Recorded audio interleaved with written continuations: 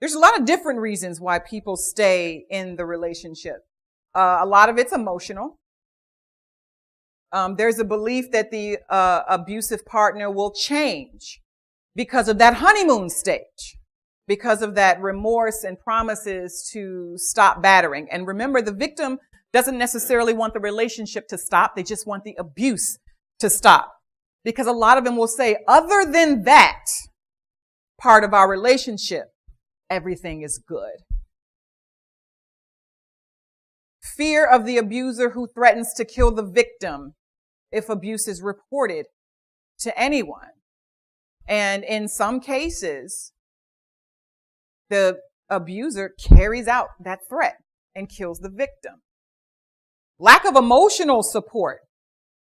So sometimes when the abuser isolates the victim from their families, sometimes the families just go, okay, forget it. You're on your own. So now there's no emotional support system whatsoever. Mission accomplished. So now the victim is thinking, oh, wow, I don't have anybody but this person.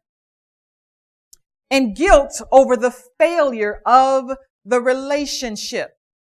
We're going to talk about the cultures of those three communities. For some, keeping the family together is the number one most important goal. Having that relationship fall apart is not an option. Attachment to the partner. They've grown to love this person. Fear of making major life changes. If they are someone who's never really taken a big risk in their life, leaving that relationship that has been a part of their lives for so long is a very scary thing for them. What am I going to do? I'm not somebody who takes a lot of risks. Some of the victims feel responsible for the abuse. They're like, well, you know what? I need to change my behavior. Then it won't happen. So if I just fix this about myself, they won't abuse me anymore. Feeling helpless, hopeless, and trapped. Belief that she or he is the only one who can help the abuser with their problems. You all don't know this person like I know this person. I know what they need in order to get better, so I'm going to stick it out. That's one of the reasons why they stay. In your manuals, when I ask the question, how come you stay in relationships? All of those reasons come up. But when a victim tries to leave, it can be the most dangerous time. The most dangerous time for a victim to leave is during that tension building stage. When they feel it coming, I got to get out of here. I got to get out of here. If the victim indicates that they are leaving, the abuser now feels like, uh-oh, I no longer have control over this person. That's a scary thing for them because they absolutely have to have that control. So when they try to leave, the violence escalates. What do you mean you're leaving? So clearly what I've been doing before wasn't strong enough. So now I need to up the ante. I need to get a little more verbal or physical with you. So there are other factors to consider. One of them is money. If they are economically 100% dependent on the abuser, they think if I leave, what am I going to do for money? How am I going to eat? Where am I going to sleep? Even though I wasn't economically dependent on my former partner, I left and went into a shelter. Anything that I could do to get away from there. And I didn't have any money. I mowed the lawn, raked the leaves, shoveled the snow, cleaned toilets. I did anything that I could possibly do to take care of myself. Low self-esteem is another contributing factor. Sometimes they think, Well, nobody else is going to want me. Look at me. That's emotional abuse, which is exactly what the abuser probably told them over and over again. Who else but me is going to want you? Look at you. Are you kidding me? They don't believe that they can do any better. This is probably the best that I'm going to do. And I'd rather be with someone who abuses me than to be by myself. I don't want to be alone. It's not all bad. Just those times when they do this. Somehow feels like they deserve the abuse. We'll get more into that when we get into the common responses to historical trauma. But some of them really believe it's like, you know what? I'm not the best person I know how to be. And if I become a better person, the abuse will stop. Sometimes they don't leave because they're afraid that their children will be harmed. Sometimes abusers not only kill the victim, they kill the children too. You see it all the time. As a parent who has children, you do whatever you can to protect your kids. And if you believe that someone's going to bring harm to them, you authentically believe that, you'll probably do what they ask you to do if you don't feel like you have any other options. Losing custody of the children. What if the abuser is someone who's well woven into the law enforcement system? That happens. They know a few people. They can pull a few strings. Sometimes they don't want to leave because of the emotional damage to the children if they lost a parent. So what if the abuser decides to just kill the victim and not the children? So the victim is thinking, what if I'm not around anymore? They're the other parent. That's what they're going to have to grow up with. I'm scared for that. I need to be here under any circumstances to protect my kids. And if that means staying, I'll take it. Not being taken seriously by law enforcement.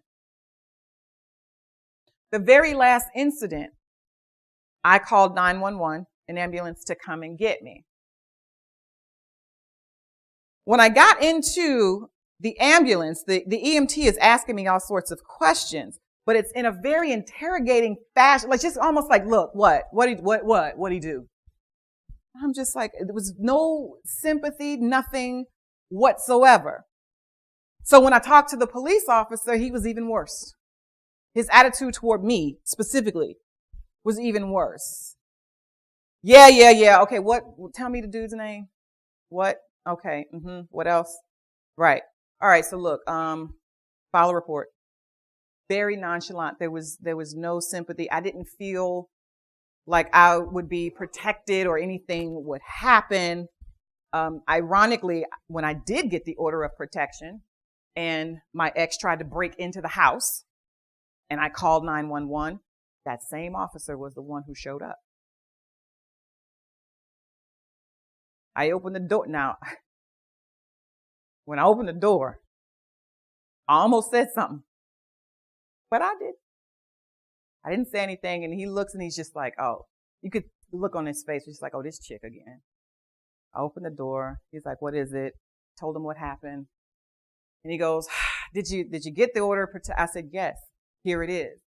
Completely different attitude at that moment. It flipped. It just switched. He said, oh, you did get it. I said, yes, I got it.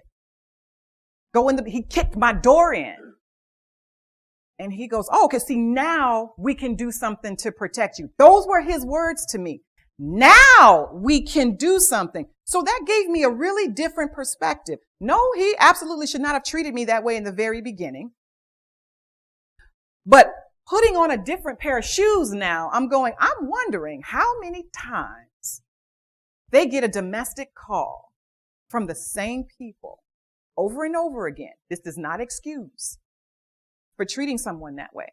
But in my mind, I wonder how many times they get a domestic call from the same people over and over again, same circumstances and conditions, no legal action, nothing on paper. You just keep calling 911. when they come into a domestic situation, it can go south at any moment. They don't know anything about either one of them. And nowadays, you don't know who to take. Because a long time ago, it used to be you just take the guy. And I'm so glad it's not like that anymore. Now you don't know who's responsible, who started, you don't know any of that stuff. But not being taken seriously by law enforcement is a really big fear for some people. Going through the court and legal process. Some people say, I don't have any money for that, or I'm going to have to lose work, and, my kids don't have kids. That whole process, that stressful process, they don't want to go through that. Sometimes they think, I absolutely just I don't have any help. They don't know that help is out there. So many abusers isolate their victim from their friends and family in order to gain more control. So by the time the victim decides it's time to go, they may feel like they have no one to turn to. Victims might not know what help is available to them within their own community. For some of them, it's the first time they've ever been through this. They never really had to know where to go for help. And then some people, they honestly just don't want to confess that this is a situation I'm currently in. I don't want people to know this. If your culture is don't talk outside of your house, and now you're going to talk to another person about what's been going on in your house, that can bother you. So when I interview people, and these aren't confessed victims, by the way. So I ask general questions when I'm doing IPV training. And I'll ask, so do you think that you'll ever be a victim of abuse? Most of them will say, oh, no, absolutely not. There's no way I would let that happen to me. And I ask them, why do you think that'll never happen to you? And I get a lot of I'm too statements. I'm too independent. I'm too smart. I'm too confident. I'm too wealthy. I'm too aware. I'm too streetwise. I'm too tough. I'm too intolerant. I'm too educated.